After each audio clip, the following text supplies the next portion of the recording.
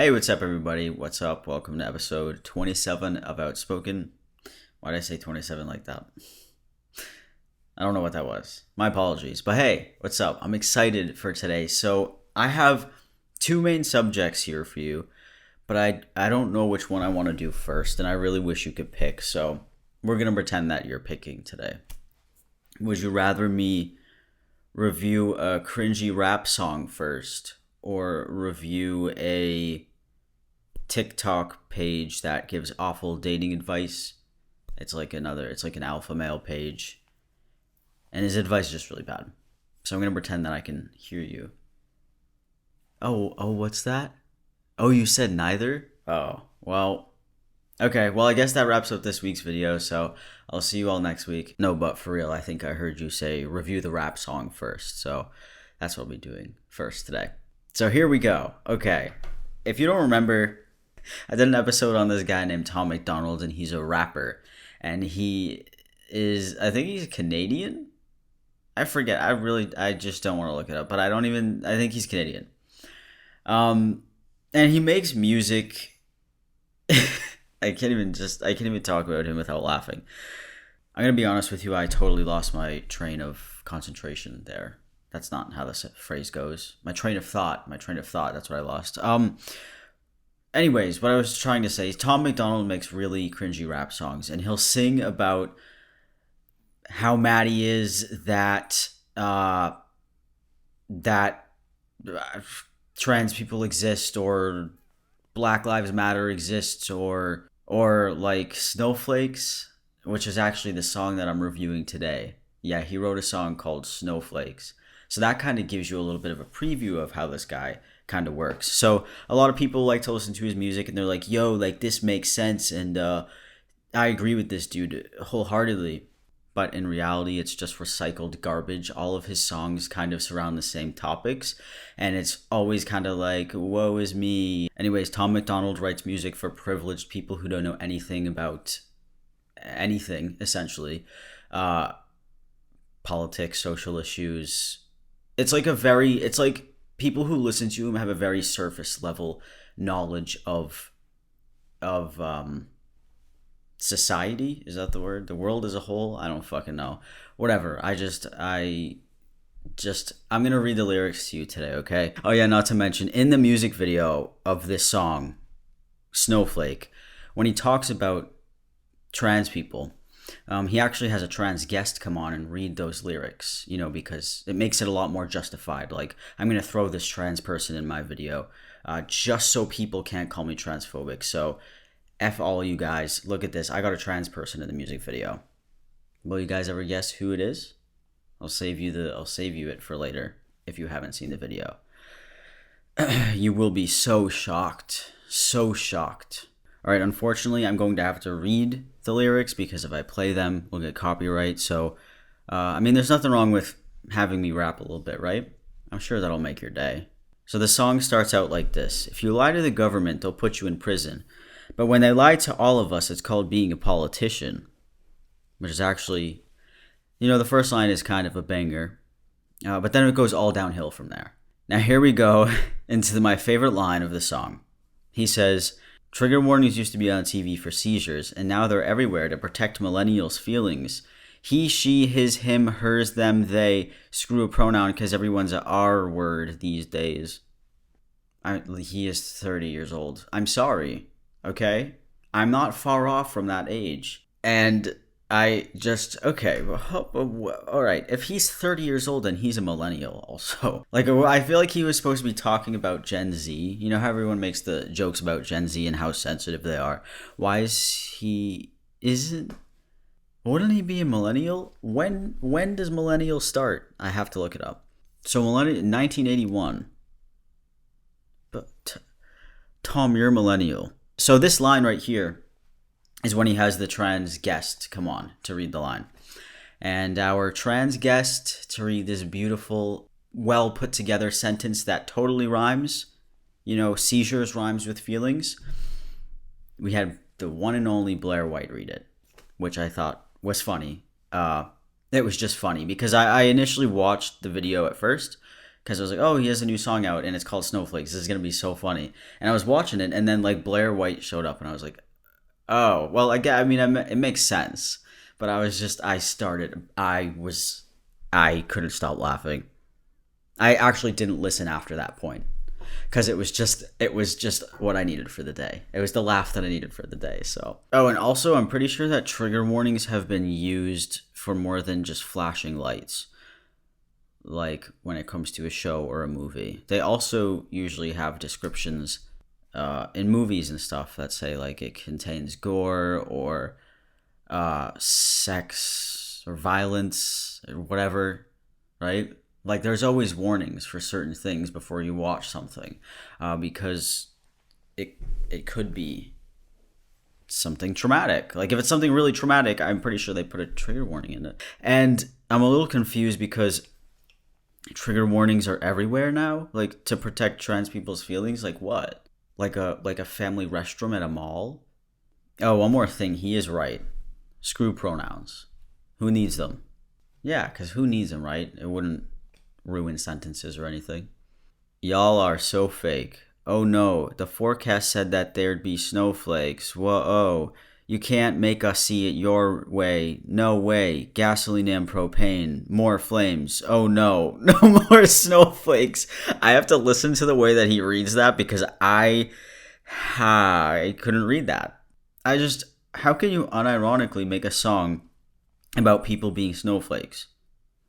Like, I really feel like that's the most snowflake thing to do, is make a song about it because it's bothering you. And you say that snowflakes are sensitive, they get bothered easily, but then you get bothered easily. And then you make a song about it, right? It makes sense. Today's sponsor is brought to you by BetterHelp. That's BetterHelp, H-E-L-P. Do you guys need someone to talk to? Gonna be honest, I think we all do. But growing up, I've always struggled with anxiety, so I've seen therapists for it. They've always been helpful with teaching me how to live my life and not let my anxieties take over. BetterHelp has licensed professional counselors who specialize in many matters such as anxiety, depression, relationships, family conflicts, LGBTQ matters, and many more. By the way, you can start communicating within 48 hours of signing up with a counselor. And everything is done online where you can have confidential video calls, phone calls, or even text messages, all from the comfort of your own home. BetterHelp is more affordable than traditional offline counseling, and you can also get financial aid. Their service is also available worldwide for anybody who needs it. I want you to start living a happier life today. So as a listener, you'll get 10% off your first month by visiting our sponsor at betterhelp.com/outspoken. Join over 1 million people who have taken charge of their mental health. Again, that is betterhelp, HELP.com/outspoken. Okay, next line says, empowering women used to be different than this before. The role models got OnlyFans or dance on a stripper pole. He's got a point, though. The way they empowered women back in the day was by telling them to stay at home and cook and have no job, clean, whatever. Now they tell them to do whatever they want. And I guess that's bad. So, women, go back home. Start mopping the floors. That's your empowerment. It's in the mop and in the floor, okay? Don't try to have your own job or make your own income. You don't deserve it. That's a joke. I'm joking. I'm joking. The next line says, and this is the best, okay? The men playing women's sports get trophies for winning. Like, great, let's celebrate a man for beating some women. The reason that I found this line so funny is because he had a trans woman in his video, but he just referred to trans women because, you know, the whole conversation about trans women in sports, it's always the same thing, like men shouldn't be in sports, blah, blah, blah. That's what they always say. So he doesn't even think like his trans guest is valid. So that contradicts the whole thing. If I was to be in a music video and the line said, the women playing men's sports get trophies for winning, like, great, let's celebrate a woman for beating some men, I would be like, I'm sorry, but I'm not going to be in your music video because you think that I'm a woman. Yeah, I wouldn't be in the music video because he would be calling me a woman. He doesn't actually see me as a man. He just sees me as a woman. So, I don't know. It was weird to me that, like, someone would ever agree to those terms. Like, he doesn't see you as a woman, essentially. I mean, he says it in his song. But he used you to make himself look better. because he wanted to say those lines really bad. He needed a trans guest on that video, but all the power to you, my friend. All right, and here's how the song ends, okay? This one's the hardest of them all. You've really got to listen in here. We could all get along, but there's no stopping. A, everybody's wrong. That's a real problem. A, they don't want to hear it, but they still talking. A, soon enough we running out of options. A, this ain't gonna end till it's in a coffin. A, we ain't gonna be friends till we try to squash it. A, I don't know how we can make amends or we drop it. Snowflakes melt when it's hot, kid. That deserves a Grammy in itself, all right? All the words flow well together. Each ending with A, so it makes every line a lot easier to end and sound a little bit better in the song. And snowflakes do melt when it's hot, which is interesting because I think I'd be considered a snowflake, but it was 90 degrees the other day and I didn't melt. So, and I'm still here. But yeah, that is how the song ended. So I would rate this song out of 10. Definitely a 9. So good. Such a good song. I'm just kidding. -1 would be my correct answer. So what he ended up doing afterwards, what the fuck? He went on Twitter and then he made a little TikTok styled video here, and I'll read you the captions. Do you guys remember the old YouTube videos where people would do skits and it would be like what the shy boy says, what the bad boy says, what the good boy says or something? So basically it's the same thing right here. So he tweeted and he said, the Snowflakes video has the internet in their feels. Watch and try not to cry. And it's a short clip. So the first impression is 90s kids watching my new video. Yo, this is so dope. Love it. So first of all, 90s kids aren't kids anymore. You're all old. All right, you're all 20 plus. And I'm a 90s kid too. All of us old folks over here didn't think it was too dope. Then his next impression says, my generation watching my new video. And he's I think he's 31 or something. So not too far off from 90s kids, right? It's kind of controversial, but I love it. Then his last impression says, today's generation watching my new video. And then he's wearing like a rainbow shirt with a rainbow necklace. He has his hair in buns and he's like crying. Because that's what all of you guys do in today's generation. That's all you do, I guess. It's racist. It's sexist. I don't know what it is. Mom, the internet's being mean to me. Yeah, so that's what it is. I think it's so weird. It's such a weird, because if you're talking about today's generation, right, you're probably like you're talking about Gen Z or whatever, and most people considered in today's generation are teenagers. I guess I just don't really understand like making fun of teenagers for feeling emotions, and I'm not trying to be so serious, but I feel like everyone, when they get older, they always say, oh, today's generation is so stupid and annoying and sensitive. But it's like, you're a grown adult now and they're the teenagers. So like when you're a teenager, you feel a lot more. Like you're getting older, you're going through hormones and all of that stuff. And it's like, dude, every generation has said that about every generation. It's like the high school thing. Everyone hates the freshmen like they hate the new people. It's been a repeating cycle for the last, I don't even know, 100 years probably. I don't know. I think it's really weird. And I don't think that you guys are sensitive. I think that people just don't find jokes that are bad funny anymore. I think the younger generation is realizing like, hey, making fun of a disabled person isn't funny. Making a racist joke or a sexist joke or a homophobic joke just isn't really funny to us. So we're done laughing at those things. Because I'm sure back then people didn't like those jokes either, but a majority did. I don't really know what happened.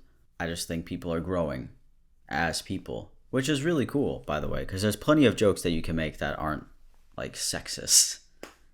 But what do I know? I'm boring and I'm no fun and I don't want to joke around. All right, now that Tom MacDonald is out of the picture, I want to share this guy who his dating TikToks are no good. You got just listen. Here is how to make somebody obsessed with you, and this is definitely classified as manipulation. So do not use this on somebody who's showing full interest and somebody who's pursuing you. Use this on somebody who's playing games with you. Have you ever noticed that if you are obsessed with somebody, usually it's because they are throwing mixed signals at you, basically where they're on and off with you, and you don't know where they stand. One day they might send you a wink or a kissing emoji. They may brush up against you, or even tell you that you look good, but the very next day they're the opposite, and this is exactly what you need to do. One day you act like they're your everything. Everything they do is perfect. You are so into them and you let them know that, but the very next day go into ghost mode. Treat them as a friend. Take time with your replies. The reason that this makes somebody crave you is that they get an emotional high when they know you're obsessed with them. Feeling wanted is one of these 6 human needs, but when you turn off, it will make them crave that attention again. They'll start working harder to get it back, so you become almost like a drug to them. Before they know it, they're obsessed. Dude, that is the worst possible advice that you could give somebody. That's like, not only is that always manipulation, like that's always manipulation. If you're doing it on purpose to gain something for yourself, like you are manipulating that person. It's not just could be classified. It is. You know that you're doing it. Like the goal here would be to play with that person's emotions as much as you can to get them to like you. You're manipulating them into liking you, but anyways, that's just when I saw that, my jaw dropped and I was like, what? And I think it has like 1 million views or something. My number one piece of advice would be not do that ever. Don't ever do that. It's not nice. I don't think it's the smartest thing to do. Just talk to them like a normal person. You don't have to manipulate them by making them feel a certain type of way. That's so weird, dude. I wanted to throw that on here just because it was so ridiculous. I feel like you guys would be like, what the fuck? And it really sucks because people will take this information and they will use it like to try to get somebody. So let's check out this one. 3 hidden spots on a woman's body that will turn her on. These should not go without attention, especially if you're getting intimate, and some of these you would not expect. First is the ear, and especially the lobe. This is a very sensitive place for small kisses, or light breaths like you're fogging a window. There are certain pleasure points hidden in the ear that if hit just right, it will send tingles down her spine. This dude just wants to tell us he has an ear fetish. They're just joking. What if she's wearing like big hoop earrings? Do you think... can we still get away with it? Second is the back of the knee and the inside of the arm. This is because the back of the knee and the inside of the arms have more openings and more nerve endings. And when kissing, it will cause a rush of feeling they cannot control. So how exactly am I going to get to the back of her knee when I'm kissing her? Because I'm thinking about this is taking place like in bed. You'd have to be like, hey, let's pause for a second. And then you flip her around and you put her leg down and then you kiss the back of her knee. This is going to offend all the behind knee kissers. So I'm sorry. I'm sorry. Lastly is the most important. It is this part of the neck. Even lions will bite the nape of the neck when mating. Lengthening and exposing the neck is a sign of attraction as well. There are so many nerve endings in the neck, which makes it extremely sensitive. So when you are kissing, move down the neck just to tease them on what's to come. Yeah, and the neck is just an obvious one. That wasn't like bad dating advice. I just thought it was funny. The the back of the knee and the inside of the arm just really got me. It was a good one. But here we go. Here's another advice one, I guess. Here are signs that she likes you and what to do if this is happening to you. In a fantasy world, girls would just tell you. There is a very low chance of that actually happening. Instead, they leave you very subtle signs. I don't want you to be that guy who had the biggest crush on somebody in school, but you were too scared to make a move. Then fast forward a decade, you run into her and she says, I actually had the biggest crush on you in school. Ouch. But the first sign she's crushing on you is if she breaks personal space. The more a girl becomes attracted to you, the closer she gets. Unless you're in a loud environment, then she kind of has to get close. But if she does get close, do not back away. Look at her left eye, then her right eye, and down to her lips. This will tempt her into wanting to kiss you. While you're looking into her eyes, watch her pupils. It has been studied that when somebody finds you attractive, their pupils will dilate. Lastly, the biggest sign somebody likes you. Girls don't touch a guy they do not like. If she hits your arm playfully, say this. Gosh, you can't keep your hands off me. You might as well get it over with and kiss me already. Hold on, why did his whole voice change on that part, though? His voice was like up here, hi, how are you doing? And then it was all the way down here. He had to put on his alpha voice to imitate the talking to the girl. I feel like that could be a way to make or break the relationship. Like, friends play around with each other all the time, right? So what if you're that would be so weird if you just like hit your friend as a joke, and then they were like, why don't you just kiss me then? Just kiss me. If you want to hit me, kiss me. Be like, whoa, wow, I was just playing around. I touch everyone.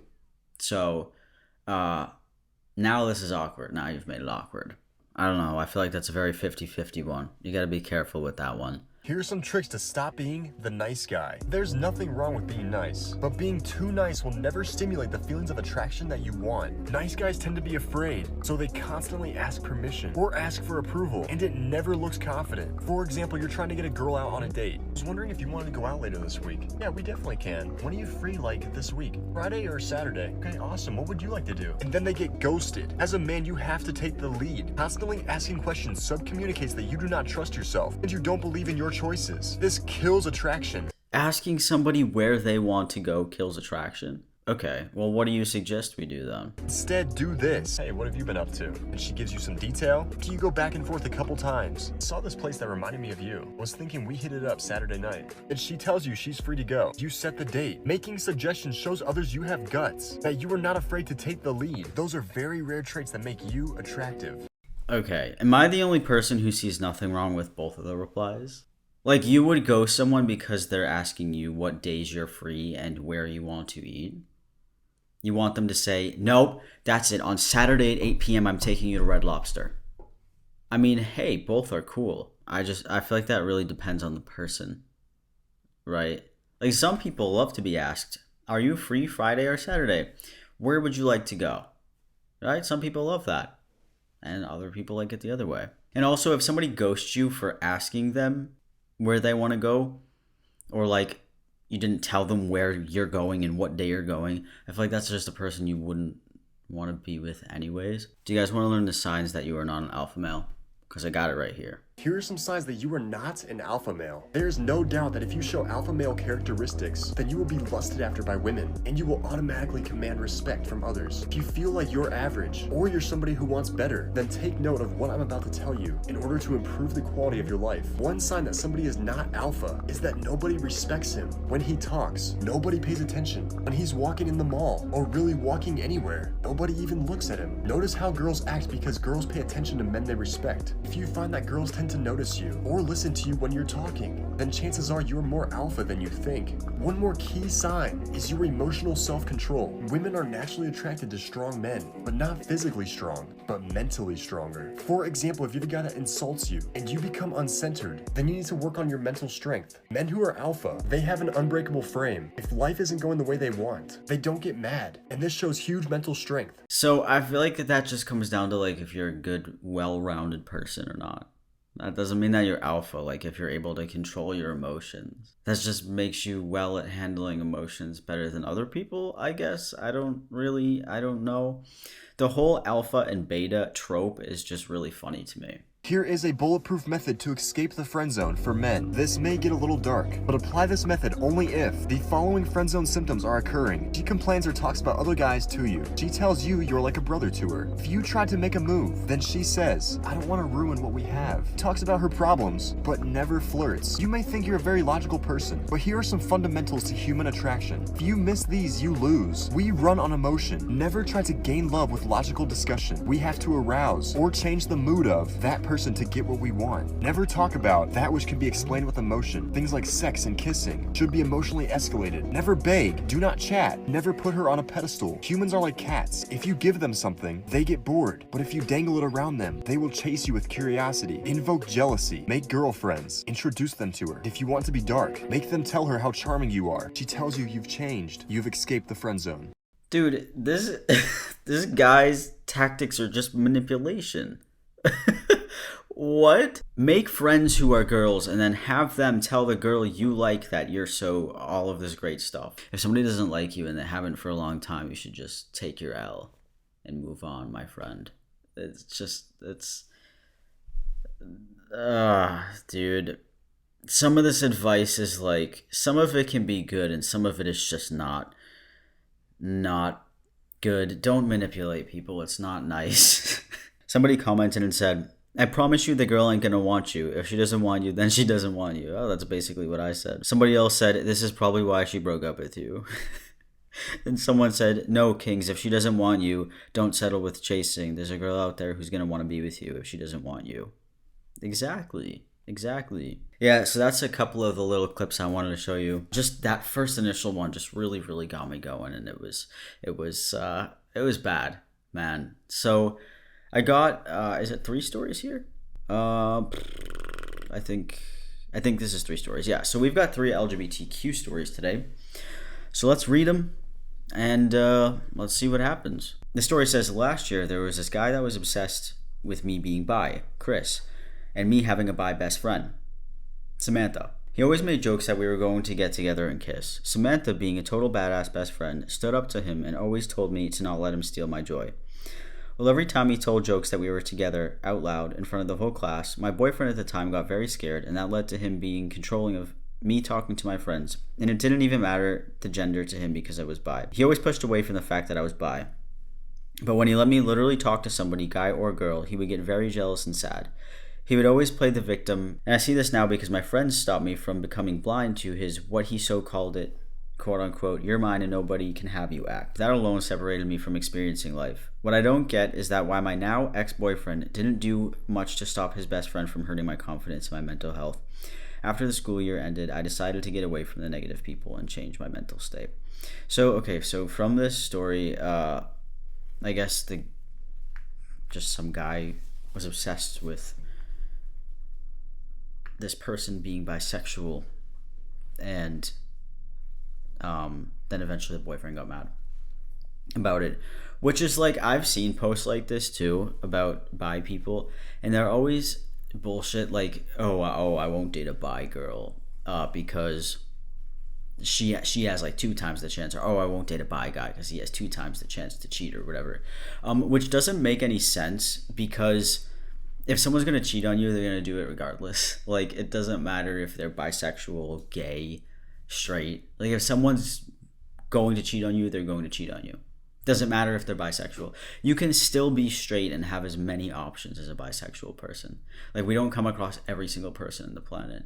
So it's just like, and being bi doesn't automatically mean you're attracted to everybody that you see. I just... I mean, anyways, that's not a good trait in any partner, so it's good that you got away from that. Okay, so this story says, I'm a 4th-year college student who grew up in a sheltered religious family. So just recently, after living away from home for 3 years, did I fully let myself realize and accept myself as non-binary. This story happened last week. I was home with my parents after finals for a couple of weeks before my new rent in my college town began. I had just come out to them less than a month earlier, and they had taken it hard, so things were pretty tense and weird.